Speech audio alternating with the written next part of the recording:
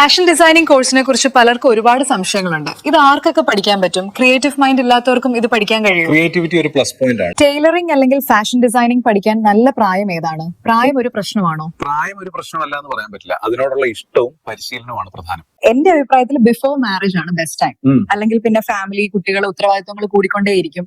നമുക്ക് കൃത്യമായി കോൺസെൻട്രേറ്റ് ചെയ്യാൻ ബുദ്ധിമുട്ടായിരിക്കും. പലർക്കും പേടിയുള്ള ഒരു കാര്യമാണ് പാറ്റേൺ മേക്കിങ്ങും സ്റ്റിച്ചിങ്ങും. സ്റ്റിച്ചിങ് കുറച്ച് എളുപ്പമാണ്, പക്ഷെ പാറ്റേൺ മേക്കിങ്ങും കട്ടിങ്ങും അത്ര ഈസി ആയി തോന്നിയിട്ടില്ല കേട്ടോ. കൃത്യമായ പഠനത്തിലൂടെയും പരിശീലനത്തിലൂടെയും ഇത് വികസിപ്പിച്ചെടുക്കാം.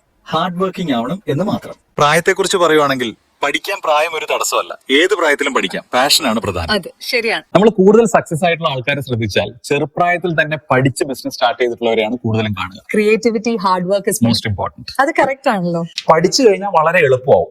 കൃത്യമായ പരിശീലനത്തിലൂടെ മാത്രമേ ഇത് മാസ്റ്റർ ചെയ്യാൻ പറ്റൂ. കൃത്യമായി ഫാഷൻ ഡിസൈനിങ് പഠിക്കാൻ എത്ര വർഷത്തെ കോഴ്സ് എടുക്കേണ്ടി വരും? നല്ല ക്രിയേറ്റീവായ ആളാണെങ്കിൽ ഒരു 3 വർഷത്തെ കോഴ്സ് എടുത്താൽ ഒരു നല്ല ഫാഷൻ ഡിസൈനർ ആകാം. ഈ 6 months and 1 year ഡിപ്ലോമ കോഴ്സുകൾ കൊണ്ട് ഉപകാരമൊന്നുമില്ലേ? ഡിപ്ലോമ എന്നുള്ളത് ഒരു ബേസിക് കോഴ്സ് മാത്രമാണ്. നിങ്ങളുടെ സ്കില്ല് ഡെവലപ്പ് ചെയ്തെടുക്കാൻ ബുദ്ധിമുട്ടായിരിക്കും. ഒരു സംശയം കൂടിയുണ്ട്. മാസ്റ്റർ കട്ടേഴ്സ് ആയിട്ട് അധികവും കണ്ടിട്ടുള്ളത് പുരുഷന്മാരെയാണ്. അതെന്തുകൊണ്ടാണ്? ഇതിന്റെ ആൻസർ ഞാൻ പറയുന്നതിലും നല്ലത് നിങ്ങൾ സ്വയം കണ്ടെത്തുന്നതല്ലേ? It's genetics.